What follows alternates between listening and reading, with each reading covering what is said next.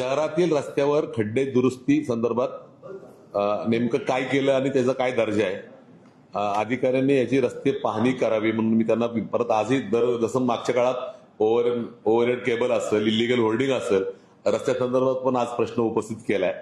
ते जे या ठिकाणी खड्डे असतील, ज्या ठिकाणी कामं प्रलंबित आहेत, थोडा पाऊस कमी झालाय तर स्वतःही अधिकारी फील्डवर जाऊन 5 झोन मधले अधिकारी त्याचं रिपोर्टिंग करणार देवटे साहेबांना, आणि जिथं जिथं असतील ते प्रायव्हेट तत्व असेल किंवा इमिजिएटली करावं असं सांगितलंय.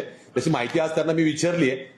दैनंदिन मधलंच एक पार्ट आहे, तर त्यात मला असं वाटतं की ज्या ज्या ठिकाणी असेल नक्कीच प्रशासन करल असे त्यांना आदेश पण दिलेत. आणि काही दिवसामध्ये माझा जर पाऊस पडल्यावर खड्डे असणार आणि असल्यानंतर बुजवायचं काम प्रशासन नक्की करते. खड्डे नाही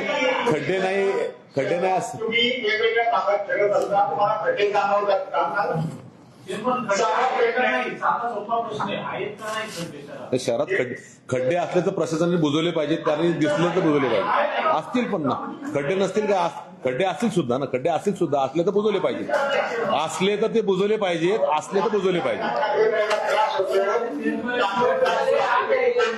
नागरिकांना त्रास होऊ नये, शहर चांगलं दिसलं पाहिजे, लोकांना त्रास होऊ नये, प्रशासनाने त्यांचं काम केलं पाहिजे. ह्या उद्देशाने मी त्यांच्याशी चर्चा आज केली आहे. तर नक्कीच प्रशासन त्यांचं काम करेल, चांगलं काम करेल, पुणेकरांना त्रास होणार नाही अशी आपली भावना असणार आहे.